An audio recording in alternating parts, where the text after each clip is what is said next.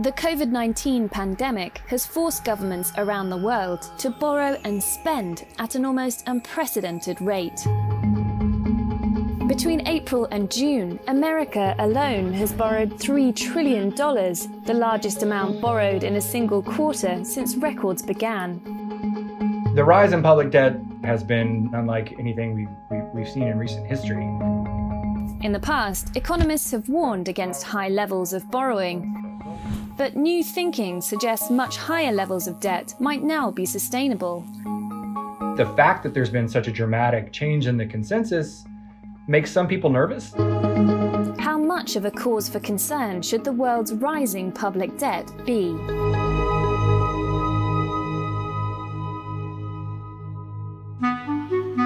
Governments have borrowed to finance their spending for hundreds of years. At the end of the Napoleonic Wars in 1815, Britain's debt was 164% of GDP. And after the Second World War, it was even higher at 259% of GDP. Historically, governments have borrowed for a few main reasons. Probably the biggest one was to fight wars. But in the past 100 years or so, governments have increasingly used their debt as a way to try to keep the economy on track. To raise money, governments issue bonds to investors. These are, in effect, IOUs that are repaid over a fixed term with interest at a rate that depends on the length of the bond. How desirable these bonds are to investors depends on the country's credit worthiness. They tend to be very safe assets. With governments, you can usually count on getting your money back. Once a bond has been sold by the government out into the market, it can be swapped and traded as many times as people care to. And that gives you a sense of how markets view the credit worthiness of the government. Government bonds are bought by many different investors, including pension funds, hedge funds, banks, and individual investors, as well as a country's own central bank and local government. Foreign governments also buy bonds. The biggest foreign holders of America's public debt are China and Japan. If you have a safe asset that everyone will accept, like US government bonds, you can sell those bonds in a crisis, get dollars, and then use that to make sure you don't get into trouble. So there's quite a lot of potential buyers out there for government bonds, and really they could end up all over the world. Governments' willingness to issue bonds and increase public debt has changed over time. After the sky-high debts of the Second World War, many governments were wary of going further into the red. But they continued to borrow, and in the 1970s, this was blamed for high inflation. A lot of economists spoke to governments and said, the reason you're facing these high rates of inflation is because you're borrowing so much.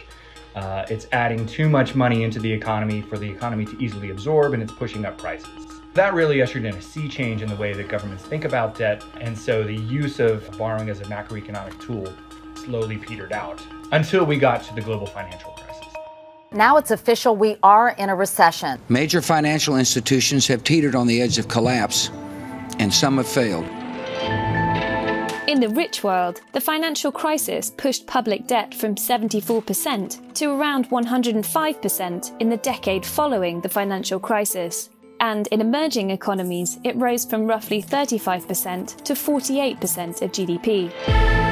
This ballooning debt caused political panic, with some governments pursuing strict austerity to try to bring their budget deficits down during the decade that followed.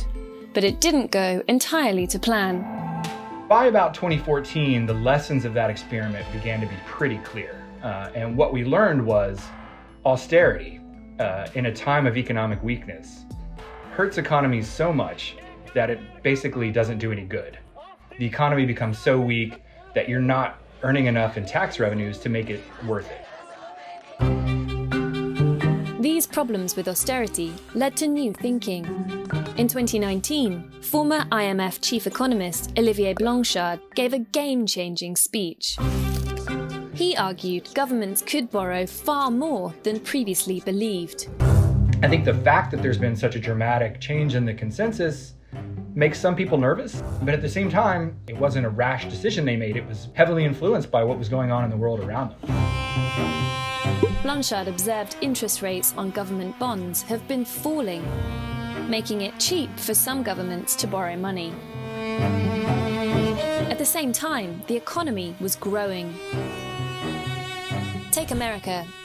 The rate of nominal GDP growth, which is GDP before it's been adjusted for inflation, has generally been higher than interest rates for the past 30 years. This matters because as long as GDP is growing faster than the country's debt is accumulating interest, and governments keep additional borrowing in check, then a nation can effectively grow its way out of debt at no fiscal cost. Mathematically, it's a very straightforward point. But when you're explaining this to governments and saying, this is how it goes, that ends up being quite a powerful thing. Not even a year after Blanchard gave his speech, coronavirus emerged in Wuhan, and the greatest exercise in public borrowing for generations began. Government borrowing hit a record £55 billion. Ballooning public debt. Around $300 billion, or 16% of GDP. But not every country can borrow its way through the pandemic. Almost every government has found it easier to borrow now than it was 30 or 40 years ago. But the difference between a rich country and a poorer country, which doesn't have a long record of borrowing on foreign markets, those places can't get the same interest rates. It's a source of significant inequality in terms of how countries face this pandemic, that some places can borrow almost as much as they want to support their economies and others can't. Borrowing on this scale is not without risk for anyone. You owe us a lot of money. What? As there's always the threat that interest rates could rise again. Economists aren't entirely sure why these rates have been low for so long. In general, interest rates on mortgages, government bonds, or savings accounts are driven by demand. If the desire to save is high, then interest rates will be low, as banks or governments issuing bonds don't have to tempt investors with favourable rates. There are several factors driving the desire to save, which might be keeping interest rates down. The ageing population might be one cause, as people tend to save for retirement, and pension funds buy government bonds. And fear of global financial instability may also play a part, causing investors to seek safe assets like bonds. We can't be completely sure why exactly it's happened, and that matters because if you can't be certain why it happened in the first place, you can't say for sure that it's not going to reverse itself at some point in the future, which would be a big deal. You know, if interest rates suddenly soared, then all the countries that had accumulated a lot of debt would suddenly be in very big trouble. Despite these risks, the pandemic has left many countries with no option but to keep borrowing. To cut deficit spending now, while the global economy is still crippled by the pandemic, would inflict lasting damage. But how much and how long countries can continue to borrow is unclear. And the colossal debt built up in the past 6 months will be one of the greatest legacies of the pandemic. I'm Ryan Avent, the economics columnist at The Economist. We've written a series of articles that cover the basics on a range of economic topics and how the latest thinking about them is evolving. You can read more at the link opposite. Thank you for watching.